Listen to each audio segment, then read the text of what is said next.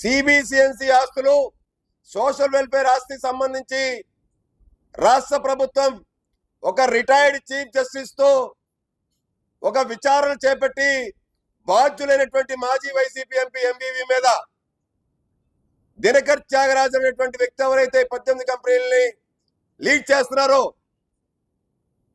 దినకర్ త్యాగరాజన్ వాళ్ళ కుటుంబ సభ్యుల పైన క్రిమినల్ చర్యలు తీసుకోవాలి. టీడీఆర్ తీసుకోవడానికి ఏమిచ్చి దినకర్ త్యాగరాజును జీపీఏ వాళ్ళటండి.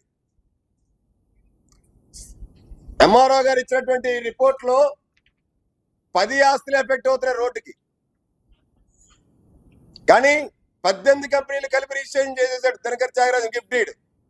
ఆస్తులు 10 పోతున్నాయని చెప్పి ఎంఆర్ఓ గారు ఏ ఆస్తిలో ఎంత ఎక్స్టెండ్ పోతుందో మొత్తం వివరాలు ఇచ్చారండి 18 డాక్యుమెంట్లకి. ఇవి ఒరిజినల్ కాపీస్.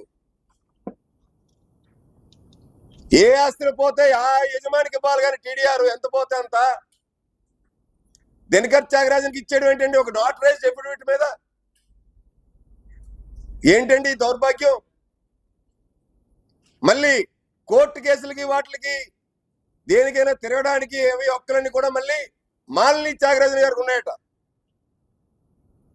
మాలిని త్యాగరాజన్ గారికి జీపీఏ, టీడీఆర్ కొట్టేయడానికి వాళ్ళ కొడుక్కి జీపీఏ,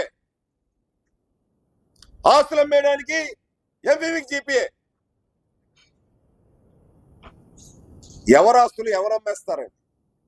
కాబట్టి రాష్ట్ర ప్రభుత్వాన్ని, ముఖ్యమంత్రి చంద్రబాబు నాయుడు గారిని, ఉప ముఖ్యమంత్రి పవన్ కళ్యాణ్ గారిని, అలాగే పురపాలక శాఖ మంత్రి నారాయణ గారిని, చీఫ్ సెక్రటరీ గారిని, ప్రిన్సిపల్ సెక్రటరీ సురేష్ కుమార్ గారిని అందరినీ కూడా నేను వేడుకుంటున్నా, దయచేసి ఎంవివి చెందినటువంటి ఎంవివి పీక్ ఏదైతే ఉందో ముందర సోషల్ వెల్ఫేర్ ఆస్తిని ముందర పరిరక్షించండి. దాంట్లో చేపట్టినటువంటి పనులన్నీ కూడా నిలిపేసి దానికి సంబంధించి ఆ భూమిలో జరుగుతున్న రిజిస్ట్రేషన్ అన్ని కూడా తక్షణం నిలిపేయండి. ఎవరైతే ఈ కార్యక్రమానికి వీళ్ళు సహకరిస్తున్నారో ఆ అధికారుల పైన శాఖాపరమైన చర్యలు తీసుకోండి. పూర్తిగా యాజమాన్యకులు తేలేంత వరకు కూడా క్రైస్తవ ఆస్తులు కబ్జా చేసినటువంటి వైసీపీ మాజీ ఎంపీ ఎంవివిని వెంటనే నిలువరించండి అని చెప్పి కూడా డిమాండ్ చేస్తా ఉన్నాం.